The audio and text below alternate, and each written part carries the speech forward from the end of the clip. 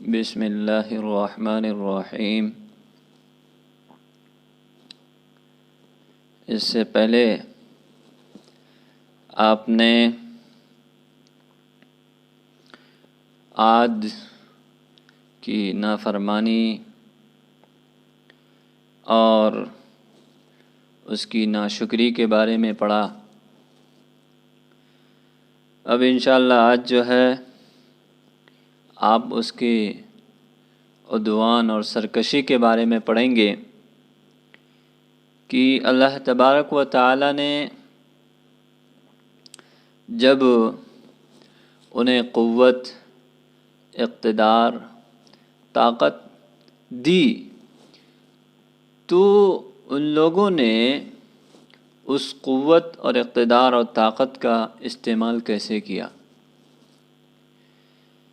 کیونکہ یہ دنیا کا رول اور قاعدہ رہا ہے کہ جب بھی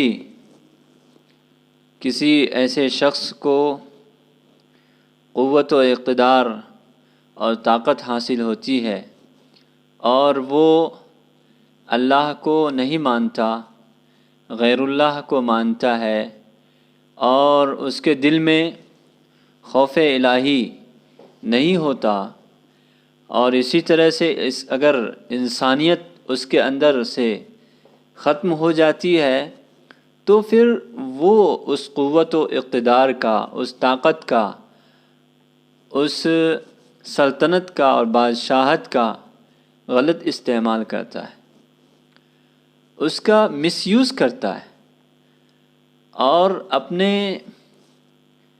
سے نیچے لوگوں پر ظلم ڈھاتا ہے، کیونکہ وہ اس نشے میں ہوتا ہے کہ ہم جو کر رہے ہیں وہ صحیح کر رہے ہیں اور ہمارے اوپر کوئی پوچھ گچھ کرنے والا نہیں، ہم جو کریں گے وہی ہوگا، ہم ہی سب کچھ ہیں۔ یہ نہیں کہتا کہ میں بھی ہوں یا ہم بھی طاقت و اقتدار والے ہیں، اگر بھی لگ جائے تو یہ سارا نشہ، یہ ساری چیزیں ختم ہو جاتی ہیں، لیکن وہ جب ہی میں تبدیل ہو جاتا ہے، ہم ہی ہیں، میں ہی ہوں، تو اس وقت جو ہے انسان اپنے قوت اور اقتدار میں وہ سارے کام کرتے ہیں جو ایک انسانیت کے لیے شرمناک ہوتا ہے، جو ایک انسانیت کو شرمسار کر دیتا ہے۔ چنانچہ قوم عاد نے بھی وہ سارے کام کیے اور ان سارے افعال کو انجام دیا جس کو ایک انسان یا ایک خدا ترس آدمی نہیں کر سکتا۔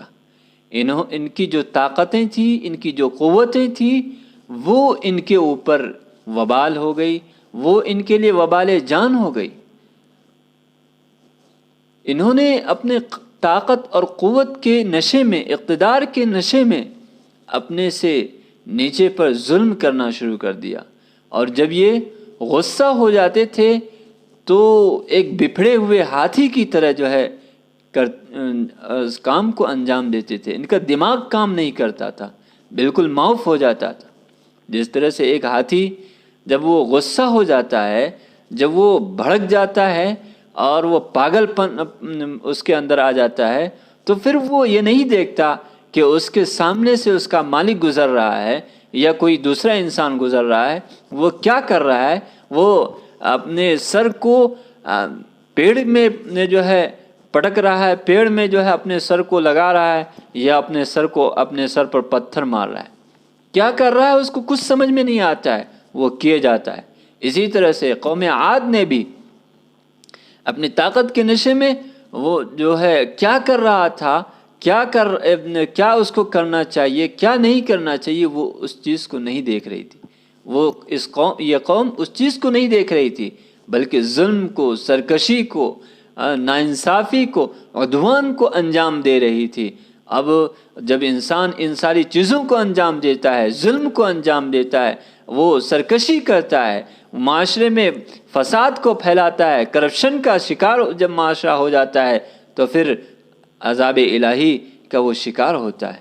تو قوم عاد نے جب ان ساری چیزوں کو انجام دینا شروع کیا، اپنے سے نیچے پر ظلم کرنا، ان کو ستانا، ان کو مارنا، ان کو کھانا نہ دینا، اور اسی طریقے سے جو دل میں آئے وہ سارے کام ان سے کروانا، یہ جب یہ ساری چیزیں انہوں نے انجام دینا شروع کیا تو کیا ہوا؟ غضب الہی ان کے اوپر نازل ہوا، یا اللہ تبارک و تعالیٰ نے انہیں سمجھانے کے لیے نبیوں کو بھیجا، پیغمبروں کو بھیجا؟ وہ ساری چیزیں، وہ ساری ڈیٹیل انشاءاللہ ہم اگلے سبق میں پڑھیں گے۔ عدوان عاد، عاد کی سرکشی، عاد کی نافرمانی۔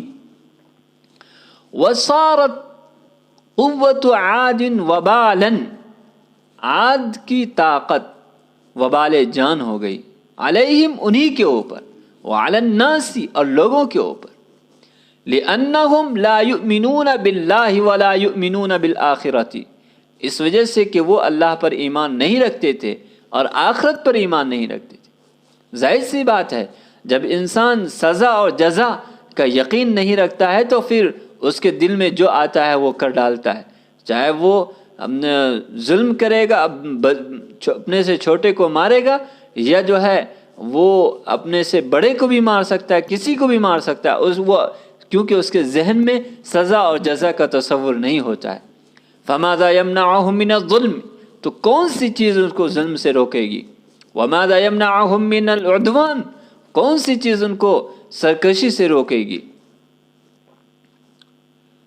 وَلِمَاذَا لَا يَظْلِمُونَ النَّاسَ،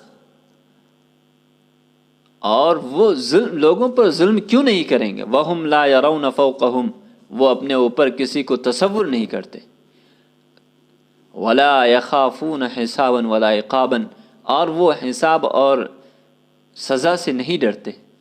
وَكَانُوا كَوُحُوشِ الْغَابَةِ، وہ جنگل کے بھیڑیے کے، وہ جنگلی جانور کی طرح ہو گئے تھے۔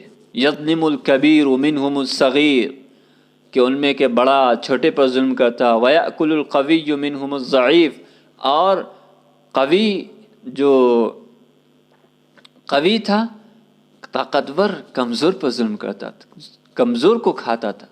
وَإِذَا غَضِبُوا كَانُوا كَالْفِيلِ الْهَائِجِ، اور جب وہ غصہ ہوتا تو وہ بھڑکے ہوئے ہاتھی کی طرح ہو جاتا، بفرے ہوئے ہاتھی کی طرح ہو جاتا تھا۔ لا یلقا شیئا الا قتلہ، تو وہ کچھ بھی نہیں دیکھتا تھا مگر یہ کہ اس کو قتل کرتا تھا، یعنی وہ اس کو قتل کرنے کے علاوہ کچھ بھی نہیں سوچتا تھا۔ وَكَانُوا إِذَا حَارَبُوا أَهْلَكُوا الْحَرْثَ وَالنَّسْلَ، جب وہ کسی سے جنگ کرتا تو وہ حرث کو، کھیتی کو اور نسل کو برباد کر دیتا۔ وَإِذَا دَخَلُوا قَرْيَةً أَفْسَدُوهَا وَجَعَلُوا أَعِزَّةَ أَهْلِهَا أَذِلَّةً، اور جب وہ کسی گاؤں میں داخل ہوتے تھے تو اس میں فساد پھیلاتے تھے اور اس کے باعزت لوگوں کو ذلیل کر دیتے تھے۔ وَكَانَ الضُّعَفَاءُ يَخَافُونَ شَرَّهُمْ وَيَفِرُّونَ مِنْ ظُلْمِهِمْ، اور ضعفاء اور کمزور لوگ ان کے شر سے ڈرتے تھے۔